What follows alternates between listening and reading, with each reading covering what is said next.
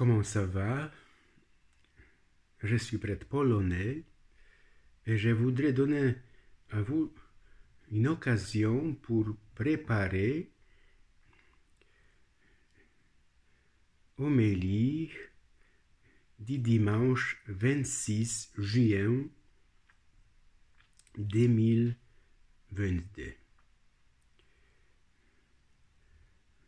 Frères et sœurs bien-aimés, au commencement, la référence biblique, lecture du livre des rois, il jeta vers lui son manteau, psaume 15. Je n'ai pas plus grand bonheur que toi, tu m'apprennes les chemins de la vie. Lecture de la lettre de Saint Paul aux Galates, 5, chapitre 5. Vivez sous la conduite de l'Esprit de Dieu.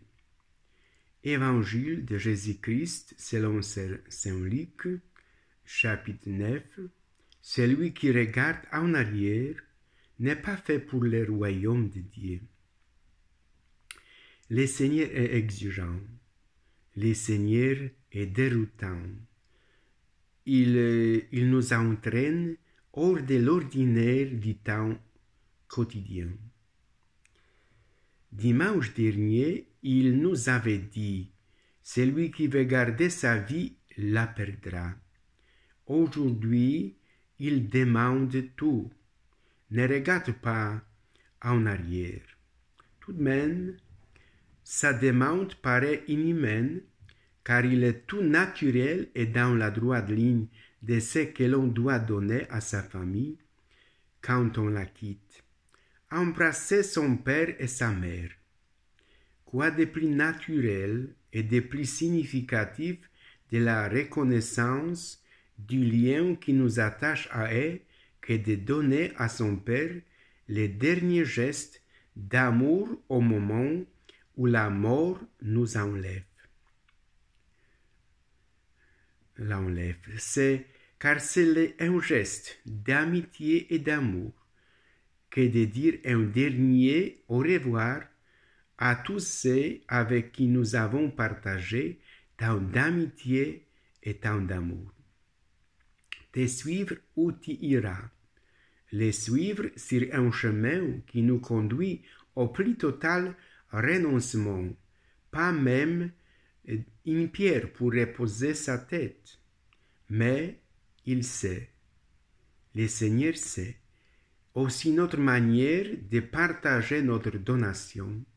Nous donnons, mais en gardant un peu pour nous, ce qui nous amène à dénaturer le don total de nous-mêmes à l'autre. L'amour, l'amitié, la liberté peuvent devenir des prétextes. Si le Christ nous a libérés, c'est pour que nous soyons vraiment libres, que cette liberté ne soit pas un prétexte. Dieu nous appelle. Élie a mis un manteau sur celui qui l'appelait pour lui boucher l'horizon du passé. Et il dit à Élisée, si tu veux embrasser tes parents, va. Mais alors ce que je te dis ne compte plus. Le geste que le fait n'est plus rien. C'est comme si je ne l'avais pas fait. Revenir sans cesse au passé, comme s'il était encore le présent, c'est oublier que Dieu nous appelle à vivre dès aujourd'hui un renouvellement permanent qui nous ouvre à son avenir.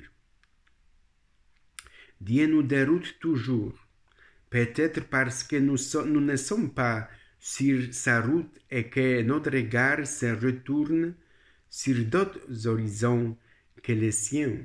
Il nous déroutera jusqu'au jour où nous serons sur son chemin. Il en fit ainsi au jour de la transfiguration, quand Jésus reconduit les 3 disciples sur le chemin de sa vie terrestre qui passe par sa croix et sa mort.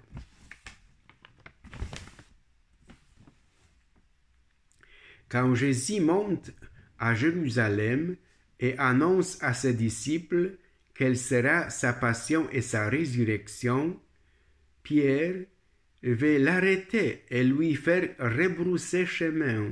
« Arrière, Satan, lui répondit Jésus. Pierre veut en rester au stade présent que les apôtres vivent avec Jésus et non pour partager l'aventure de Dieu.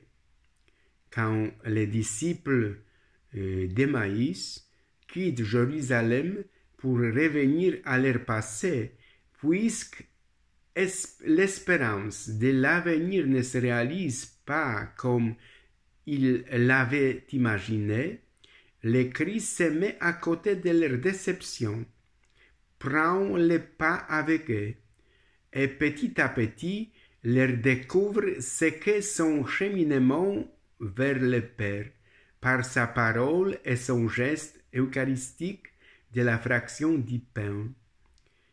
Ils reprendront la route pascale. Il fallait que le Christ souffrit pour entrer dans sa gloire. Le Christ, il est déroutant parce qu'il nous entraîne ailleurs et autrement que ce que nous en avons jugé. C'est ainsi que nous trouverons le chemin de la liberté.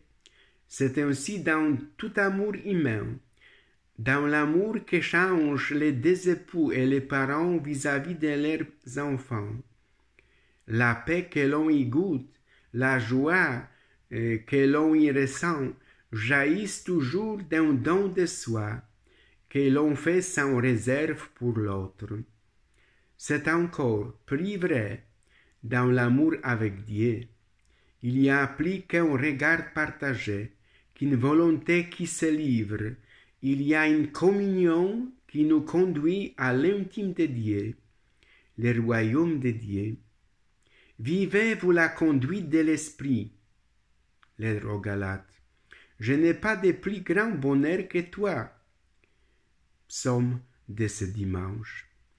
Si l'on pouvait comprendre la paix que l'on goûte quand on ne met pas de réserve avec Dieu, laisse-la ton passé, quels qu'ils sont bons ou mauvais, riches ou pauvres, ne reviens jamais à ta manière de vivre l'autrefois et le jadis.